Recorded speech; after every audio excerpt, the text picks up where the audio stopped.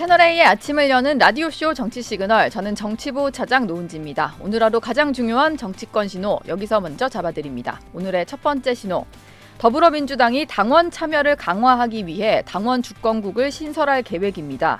또 국회의장 경선 결과에 반발하는 당원들을 달래려 법제사법위원장에 추미애, 정청래 등 초강경 인사를 배치하는 방안도 검토하는 걸로 전해집니다. 두 번째 신호, 최상병 특검법 제표결이 28일로 확정되면서 야권에서는 국민의힘 이탈표 모으기에 한창입니다. 박주민 민주당 의원은 편지를 써서 보냈고, 허은하 개혁신당 대표는 113명의 의원 이름을 하나하나 열거하면서 찬성표를 던져달라고 호소했습니다. 변변한 정치에서 논란의 정치권 이슈를 분석해보고요. 시그널 픽은 홍석준 국민의힘 의원과 함께하겠습니다. 정치 시그널 지금 시작합니다.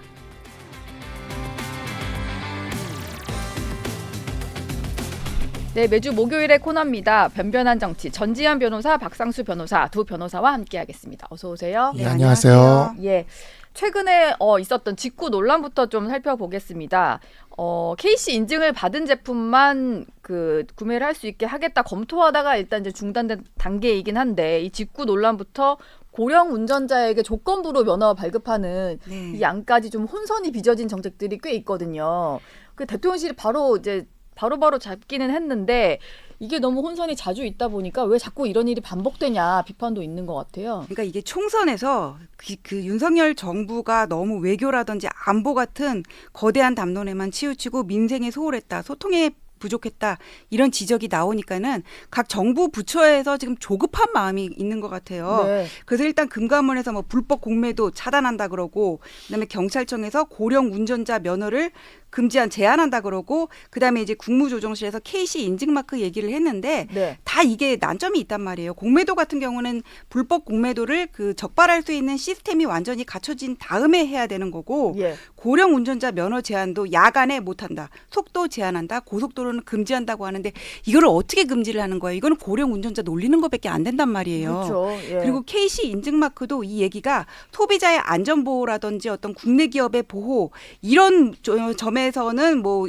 긍정적으로 평가할 수 있을지언정, 소비자의 권리를 사전적 포괄적으로 전면적으로 제한하다 보니까는 지나치게 제한한다, 이런 논란이 나올 수가 있거든요. 네. 근데 이거는 너무 조급한 마음에 이렇게 정책을 쏟아 넣는데, 이걸 하기 전에 먼저 해야 될 게 어떤 국민의 눈높이, 정무적인 감각에서 정부적인 관점에서 어떻게 평가할 것인지, 이런 문제점은 있는데, 국민들은 이걸 어떻게 평가할 것인지를 정치권하고 당정청 협의를 통해서 충분히 논의가 나가고 정책이 나왔어야 되는데, 예. 그런 거 없이 민생 하면서 너무 엑셀을 밟다 보니까는 이런 혼선이 빚어진 것 같아서 대통령실에서 일단 제안을 해가지고는 22일 날 당정청 협의를 거쳤다 그래요. 거기 뭐 성태훈 정책실장이랑 정점식 정책위의장이랑 나와가지고 다 얘기를 했다고 하는데, 앞으로는 이런 절차를 거쳐서 좀 이렇게 속도감도 좋지만은 제대로 정책을 만드는 게 더 중요하고, 이런 식으로 쏟아놓다 보면은 600개 안 먹었거든요. 네. 그래서 좀 천천히 국민의 의견에 귀를 기울이면서 가야지 제대로 된 정책이라는 말을 들을 수 있을 것 같다는 생각이 듭니다. 그러니까 조율을 거쳐서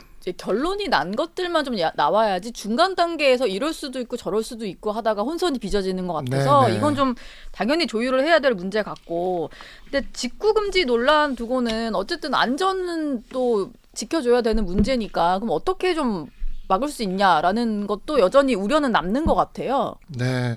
예. 저는 지금 그래가지고 이게 지금 어쨌든 설전이 지금 펼쳐지고 있지 않습니까? 네. 이 설전이 저희가 이거를 그냥 뭐 설전이 펼쳐진다, 처신이다, 이렇게 갈 게 아니라 그냥 아예 오픈해놓고, 왜냐하면 이게 지금 직구와 관련돼서 두 가지 쟁점이 있어요. 하나는 자유라는 쟁점, 그쵸. 그다음에 또 하나는 네. 이 안전이라는 쟁점이 있는데, 사실 자유랑 안전 이 두 가지는 다 우리 보수의 가치라고 저는 생각을 합니다. 네. 그러면 이와 같은 보수의 가치 두 가지가 지금 충돌되고, 어찌 보면 여권의 우리 당의 잠룡들이라고 이야기할 수 있는 당권 대선 주자들이 크게 붙지 않았습니까? 그러면 아예 이 자유와 안전에 대해서 국민들 앞에 꺼내놓고 한번 거대한 한번 토론을 한번 해보는 것도 나쁘지 않겠다라는 생각이 듭니다. 그리고 그 과정에서 또 그 두 가지 가치를 동시에 지킬 수 있는 방법을 찾을 수도 있을 것이고, 네. 국민들에게 이 보수가 어떠한 가치를 중심으로 다시 일어서고 있구나, 재건되고 있구나라는 그런 인상을 줄 수 있을 것 같거든요. 그래서 예. 저는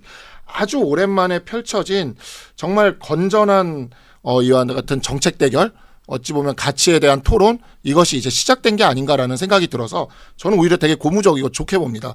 여기에서 잠룡들이 이걸 두고 이제 설전 벌이는 거 말씀하시죠? 네네. 예. 이걸 두고 어떤 정치적인 뭐 실익을 따지거나 정치공학 따지는 거 하면 네. 끝도 없는 것 같아요. 누가 이득을 받네, 손해를 받네 이러면 끝도 없는 것 같고 그게 아니라 지금 하나씩의 가치를 들고 이렇게 딱 나왔고 그러면 정부는 지금 그에 대해서 어쨌든 뭐 한쪽을 받아들이는 입장을 보여줬지 않습니까? 예. 그러면서도 또 한편으로 안전과 관련된 부분에 있어서도 앞으로 6월 달에 이렇게 열심히 또 이 부분을 검사를 하겠다라는 그런 입장도 밝혔지 않습니까? 예. 그러면 이 위기를 기회로 전환을 시키면서 아예 이 두 가지 가치를 어떤 것이 더 중요하게 생각하고 어떠한 규제책이 가장 적절할지에 대한 것들을 좀 꺼내놓고 함께 이야기하는 시간을 가지는 걸 그게 정부가 하던 우리 당이 하던 좀 이렇게 크게 좀 이렇게 이야기를 했으면 좋겠어요. 그러면 네. 훨씬 지금은 뭔가 유력 주자들이 얘기를 하면 정부에서 허둥지둥하는 느낌이 들고 그러니까 국민들이 보기에 뭐 준비도 없이 왜 발표했냐 이렇게 되면서 네. 사과하는 듯한 이런 느낌이 들고 뭔가 이걸로 또 감점을 당하는 것 같은데 그게 아니거든요. 정부에서 이렇게 내놨는데 당의 핵심적인 주자들이 각각의 가치를 이야기하면서 딱 뛰어들었고 그러면 이제 판이 딱 짜진 상황인데 예. 이걸 이렇게 적절히 활용해서 이렇게 오히려 공론화 시켜버려서 나가버리면 지금 정말 무의미한 것들로 정쟁이 계속 반복되는데 그걸 이렇게 좀 줄이면서 우리가 이렇게 이슈를 선점해 나갈 수 있지 않을까 기대가 좀 됩니다. 정쟁 이슈만이 아니라 이런 정책 이슈를 가지고도 네, 그 사전에 뭔가 논의를 하는 그것의 장으로 열 수 있을 것 같다 이런 말씀이셨고 뭐 어쨌든 잠룡들이 의견을 하나씩 냈는데 손익계산서 얘기를 어제 김병민 전 최고위원이 하시긴 했거든요. 네. 이게 또 그 말이 안 나올 수가 없는 게 그동안에 그 이런 정치적인 메시지를 많이 내지 않았던 오세훈 서울시장이 일단 잠룡들을 겨냥해서 메시지를 냈고 그리고 한동훈 전 위원장도 하루 정도는 반응을 안 하다가 이틀째 날에는 이제 입장을 내면서 약간 두 사람 간에 뭐 핑퐁 주고받듯이 그런 게 좀 펼쳐졌어요.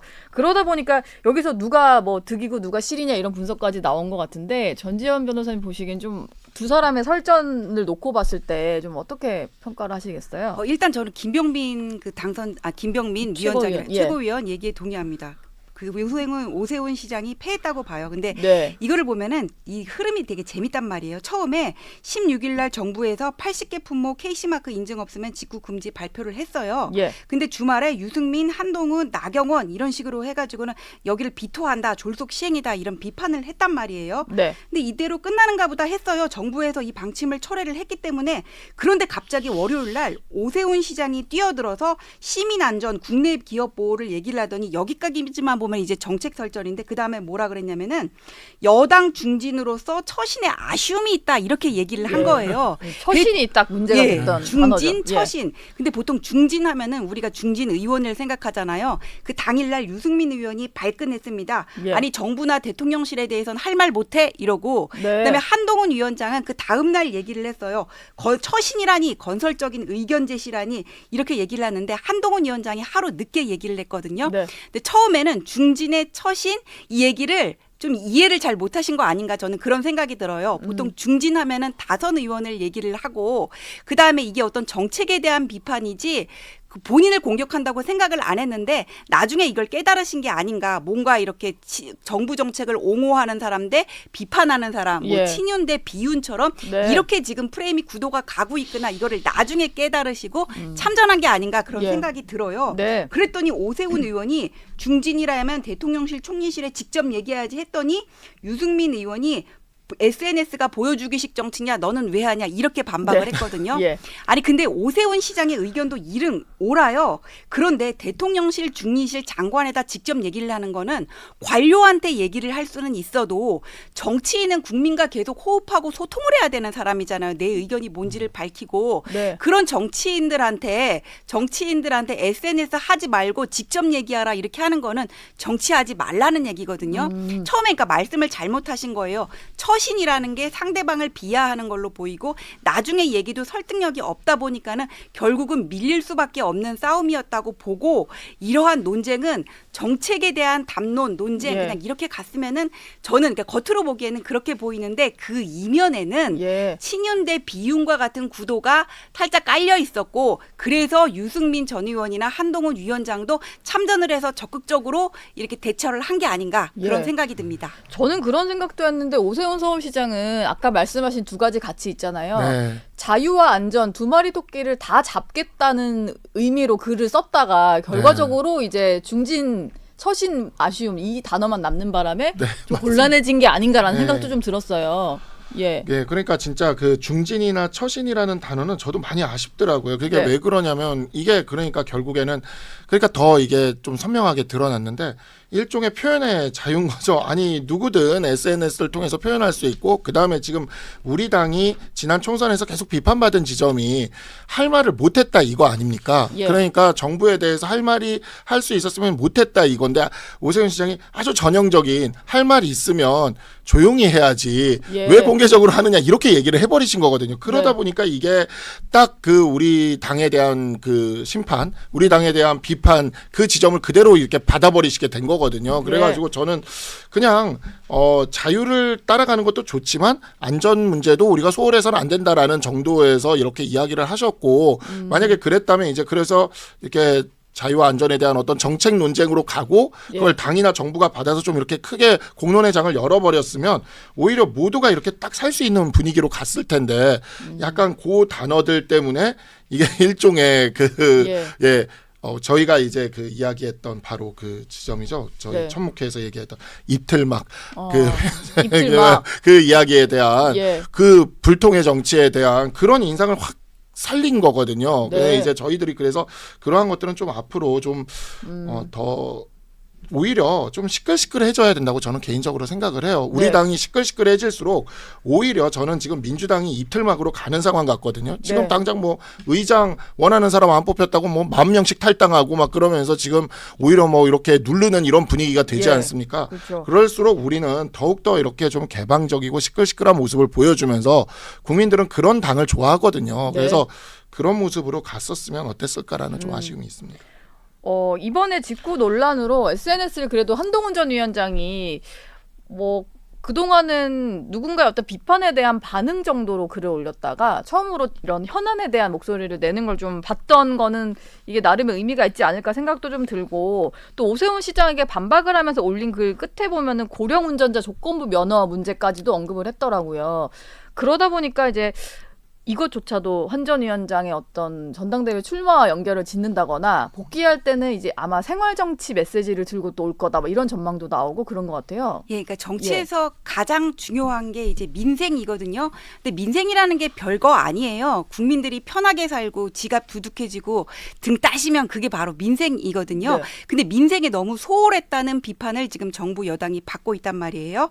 그런 점에서 한동훈 위원장의 행보는 어떤 정치권 진입을 위한 단계적인 소프트 랜딩에 들어갔다. 예. 저는 그렇게 보입니다. 네. 처음에는 뒷모습만 보이더라고요. 저 거기 가면 뵐 수 있을까 하고 씩씩버거 앞에 이렇게 좀 지나가 보이는데 저는 못 뵀거든요. 네. 그런데 처음에는 예. 뒷모습만 보이다가 나중에는 밥 먹는 게 보이고 그 다음에는 이제 사람들하고 얘기를 하는 게 보이고 앞모습이 보였단 말이에요.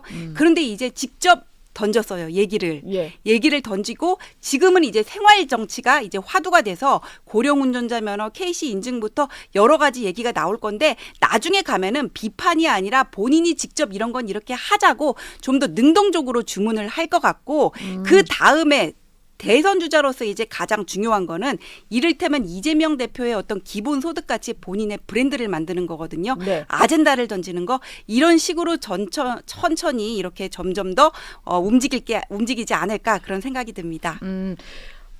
아무래도 한동훈 전 위원장과도 소통을 하실 것 같아서 박상수 변호사께도 여쭤보면 지난번에는 그 얘기 하셨잖아요. 좀 소통하면서 수도권 재건이라든지 네네. 뭐 그런 정당 가치 문제, 네, 보수가 네. 어떻게 좀 재집권을 할 거냐 이런 거 얘기를 좀 나눴다라고 했는데 이런 실제로 실생활에 미치는 뭐 정치랄까 민생 이슈랄까 이런 거에도 관심이 좀 많으신가요? 한동훈 전 위원장이?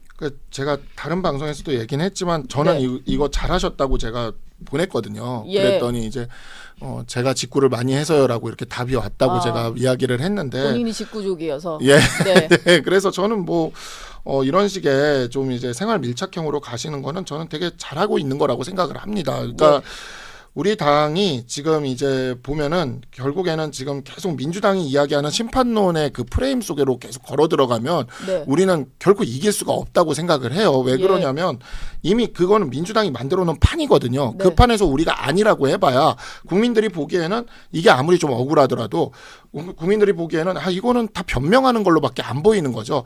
그게 아니라 우리는 새로운 영토를 열고 나가야 된다고 생각을 합니다. 그게 뭐냐면 제가 생각하기에 이 보수의 가치가 지켜지는 생활 밀착형 정책이라고 생각을 하고 바로 그런 점에서 지금 적절히 나왔다는 생각이 들고 지금 전재현 변호사님 말씀 제가 동감을 하는 게 지금은 이렇게 비판적인 목소리를 내는 것에서 어찌 보면 하고 있지만 이제는 좀 적극적으로 또 제안을 하는 것도 이제 필요하지 않을까. 앞으로 이제 대선 주자로도 분류가 되고 하시기 때문에 또 정치를 계속 하실 거라면은 그러한 면에서 이제 적극적으로 영토를 넓혀주는 그러한 모습을 이렇게 하는 게 좋지 않을까.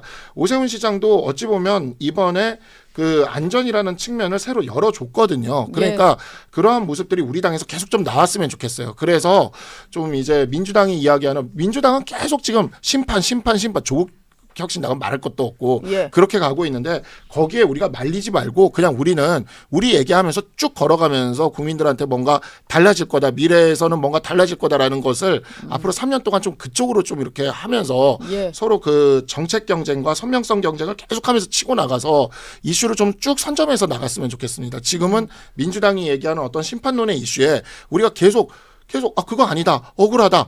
무슨 이거는 말도 안 되는 소리다. 계속 이러고 있으니까 우리가 계속 밀리고 있거든요, 지금. 그래서 지금 저는 한동훈 전 위원장이 이런 식의 이제 생활 정치 형식의 행보를 넓히는 것 굉장히 바람직하다. 그리고 다른 분들이 계속 이야기 더 내주셨으면 좋겠다. 개인적으로 그렇게 생각이 듭니다. 민주당과 비교를 했을 때 지금 민주당에서 하는 것보다는 여긴 정책 경쟁으로 하고 있으니까 뭐 그런 평가를 해주신 것 같고요.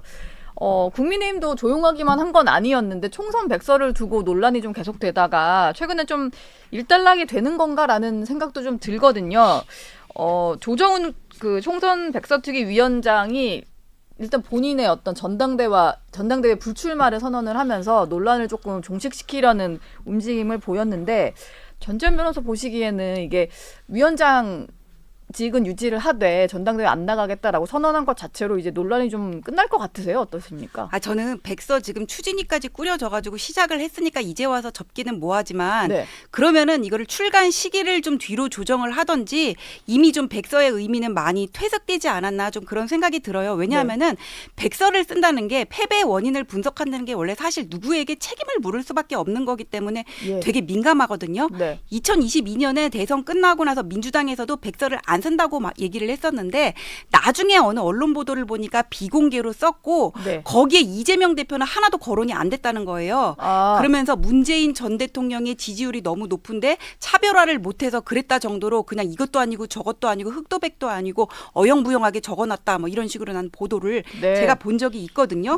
백서라는 게 원래 그런데 조정훈 위원장은 좀 메시지 관리를 잘못한 면이 있다. 본인의 내심의 의사와는 상관없이 왜냐하면 지금 한동훈 위원장의 전대 출마와 관련해서 당내에 묘한 어떤 긴장감이 흐르는데 14일 날 총선 백서 특위하고 뭐 선거 캠페인 메시지 등이 잘못됐느니 팀워크가 잘못됐느니 뭐 그다음에 심판론이 잘못됐느니 이런 얘기가 보도가 나갔고 조정훈 위원장도 비슷한 취지로 얘기했다는 보도가 나가버렸단 말이에요. 이거를 왜 언론에 공개를 하게 만드냐 그런 말이에요. 그러니까 비공개로 했어야지.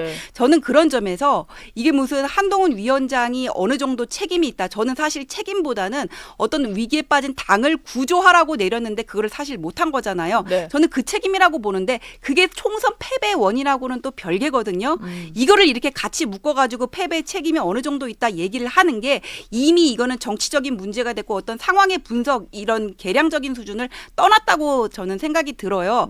이게 뭐 개파의 문제지 정성적인 평가지 정량적으로 평가할 수 있는 단계는 아니고 백서가 거기에 맞춰서 나온다고 하더라도 저는 이미 신뢰성을 상실을 했다고 보거든요. 네. 그래서 조정훈 당대표가 뭐 처음에는 마다하지 않겠다 이렇게 얘기를 했다가 당대표 출마를 접었다고는 하지만 여전히 이런 여지는 계속 있고 백서의 의미는 이미 퇴색을 했기 때문에 이렇게 중앙당에서 쓰는 게 아니라 차라리 쓸 거면 시도당 남아가지고 뭐 경기도, 서울시, 경상도 패배 원인은 다 다를 거란 말이에요. 네. 과거에 2020년에 민주당에서 그랬던 것 같은데 시도당에서 차라리 이거 키를 잡고 각 지역구마다 254개 지역구를 중앙에서 다 컨트롤할 수는 없으니까 시도당에서 각 지역구를 분석을 해가지고 지역구별 특성이라든지 어떤 바닥 민심을 분석을 해서 백서를 내는 편이 오히려 패배의 원인을 분석하는 데는 더 이로울 것 같다 그런 생각이 듭니다.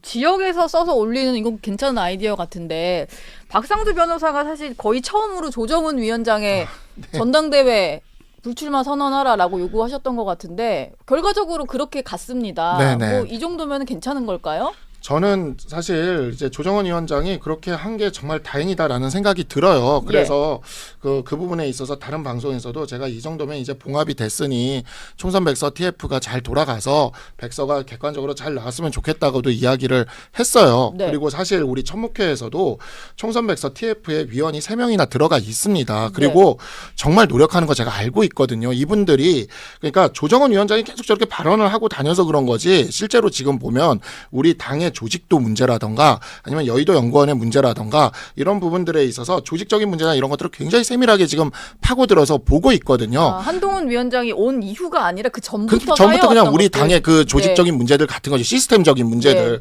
그걸 보고 있고 사실 어제 우리 그 천목회 회원 중에 한 분이신 우리 김효은 위원장이 이제 레이나 방송에 쌤. 나오셔서 방송에서 이제 그러한 점들의 노력을 얘기를 하셨다가 지금 굉장한 또 공격을 받고 계시는데 저는 지금 사실 그런 것들이 너무 우리 당이 지금 소위 말하는 뭐 친윤 비윤 뭐 이렇게 해가지고 뭐 친윤 친한 뭐 이렇게 해가지고 너무 지금 말도 안 되는 감정적 싸움을 하고 있는 것 같아요. 실제 위원들이 정말 노력을 많이 하고 있거든요. 그래서 저는 그러한 부분들 때문이라도 조정훈 위원장이 조금 좀 그런 식으로 얘기하지 말고 좀 자기 뭐 당대표 얘기나 이런 얘기 좀 하지 말고 그랬으면 좋겠다라고 이야기를 했는데 진짜 실제로도 그거를 받아줬잖아요. 그러니까 이제 조용히 백서를 조용히 잘 객관적으로 발간을 하면 좋겠는데 제가 어제 뉴스를 보니까 대만 갔다 오셨다가 또 이재명 대표 얘기를 하면서 이재명 대표가 바로 출마한 것에 대한 비판적 목소리가 있지 않았냐. 한동훈 위원장이 당대표에 출마하는 것에 대해서는 그 점을 고려해야 될 것이다. 또 그렇게 인터뷰를 하셨더라고요.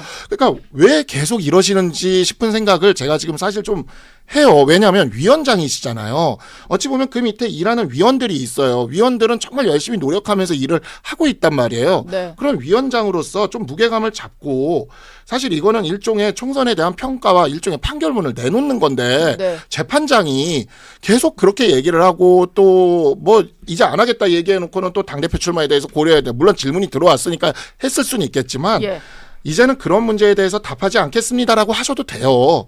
그러니까 지금 보면 어찌 보면 그 밑에서 일을 하고 있는 위원들이 좀 많이 지금 안타까운 상황이 되고 있다고 저는 생각을 하고 있고 그래서 조정훈 위원장이 조금은 더 좀 무게 있게 해주셨으면 좋겠다. 어제 지금 우리 당의 중요한 평가를 하고 있는 거지 않습니까? 좀 그 말은 왠지 천목회 멤버였던 이승환 위원장이 이재명 대표랑 비교를 하면서 한동훈 위원장도 나올 수 있는 거 아니냐 이렇게 좀 비교한 것에 대해서 조정훈 의원은 반대의 입장을 좀 내신 모양인데 한동훈 전 위원장이 나오면 안 될 것 같다는 취지의 말을 계속하는 건 좀 여전히 논란인 것 같기는 하네요. 이게 사실 총선에 패배를 했고 어쨌거나 선대위원장을 맡으셨잖아요. 근데 그 다음에 그 당의 수장으로 나온다 여기에 대해서는 비판의 목소리가 있을 수 있다고 저는 생각을 해요. 근데 문제는 뭐냐면은 어떤 지지율이라든지 이런 여론이 한동훈 위원장하고 다른 분들하고 차이가 너무 많아요. 제 생각에 만약에 한동훈 위원장이 전당대회를 나온다면은 나경원 의원이라든지 아니면 안철수 의원은 안 나오실 가능성이 저는 크다고 보거든요.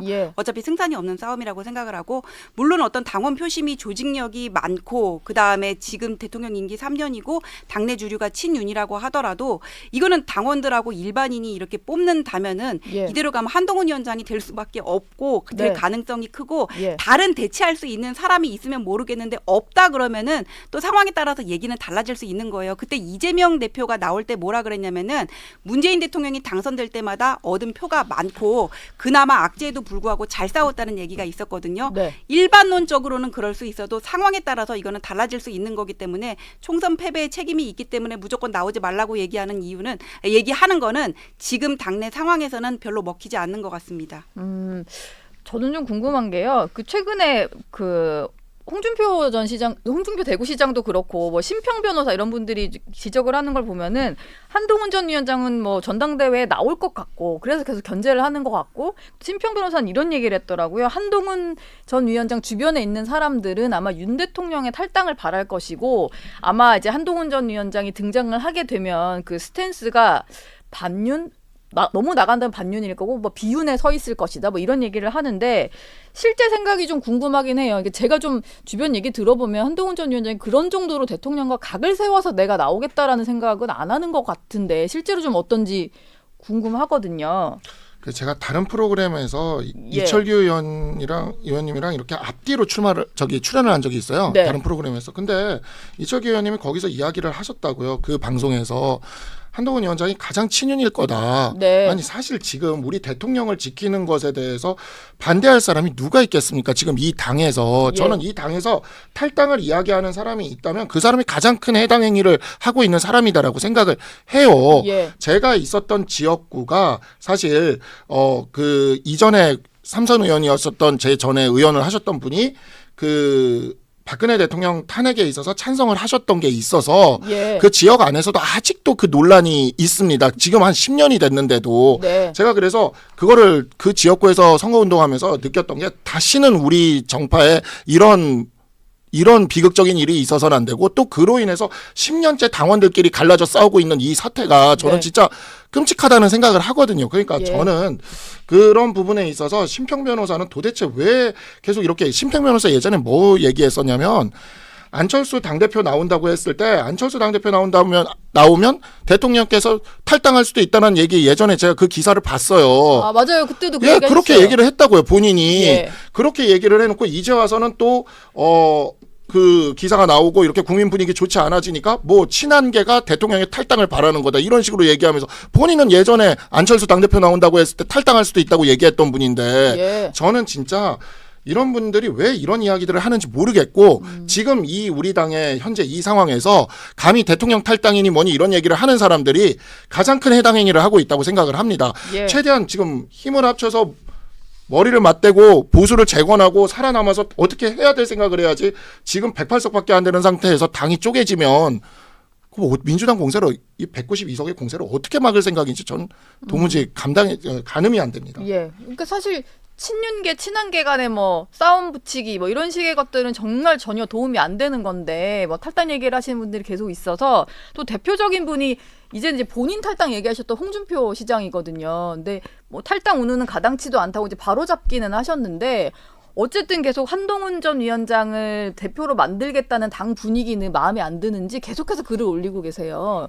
이건 좀 어떻게 봐야 됩니까? 아니, 그러니까 홍준표 시장은 어떻게 보면은 되게 옳은 말을 많이 하고 날카로운 면도 많으신데 본인의 장점을 살리지 못하고 자꾸 의도를 드러내고 저질스러운 말들로 인해서 본인의 위신을 깎아내린다는 생각이 들어요. 예. 누가 봐도 그거는 어떤 대권 레이스를 염두에 둔 견제라고 보이고 그다음에 뭐 어린 애라느니 이렇게 얘기를 하는 게 정말 이렇게 수준이 낮아 보이거든요. 네. 근데 이걸 못 참으시는 것 같아요. 말하고 싶은 거를. 예. 물론 본인이 어려울 때 당을 지키시고 그때 그 박근혜 국정농단 특검 때문에 어떤 받은 상처가 있는지 그거에 대해서는 잘 모르지만은 이제는 다 같이 하나가 되고 우리가 윤석열 대통령으로 만들므로 인해서 대한민국을 저는 반쯤은 구했다 그렇게 생각을 하거든요. 예. 그러면 이렇게 자부심을 갖고 있는 당원들에게 뭔가 자신감을 가지고 이런 패배에서 벗어나서 용기를 가질 수 있는 얘기, 비전을 제시할 수 있는 말을 해줘야 되는데 네. 계속 상대방을 깎아내리고 윤석열이 가지고 있었던 그때 당원표를 본인이 가지고 올 생각만 하고 그러시면서 어떤 윤석열의 표를 가지고 오고 한동훈을 깎아내림으로 인해서 본인이 올라갈 생각만 하는 게 보이니까는 그 말의 어떤 믿음성이나 신뢰가 전혀 가지 않는다 이렇게 생각합니다. 예. 그래서 뭐 늘 약간 대화를 하다 보면 결론은 이건데 가장 큰 관심은 그래서 한동훈 전 위원장이 나올 거냐인데요.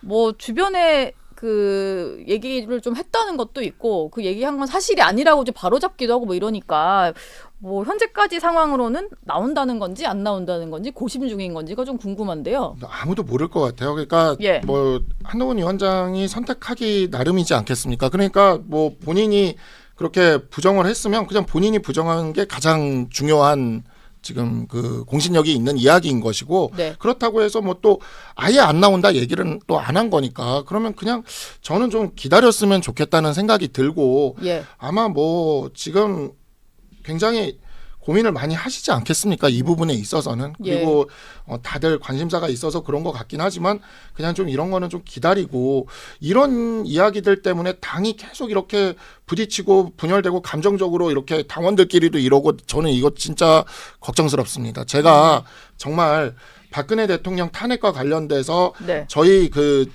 지역구에 있는 당원들끼리도 그렇게 다투는 게 아직도 이어지는 것을 제가 보면서 우리가 내부에서도 이렇게 되기 시작하면 우리가 어떻게 저 상대를 해서 지금 상대는 특검부터 시작해서 이제 착착착착 들어올 거예요. 예. 이걸 어떻게 방어를 할 생각인지 저는 진짜 적어도 우리 내부는 우리의 자산에 대해서 좀 소중히 생각하고 지켜주면서 예. 그 선택에 대해서도 좀 기다려주면서 그렇게 좀 했으면 좋겠다는 생각이 듭니다. 그래서 우리끼리 싸우면서 우리 거 깎아먹는 일은 좀 그만했으면 좋겠어요. 예.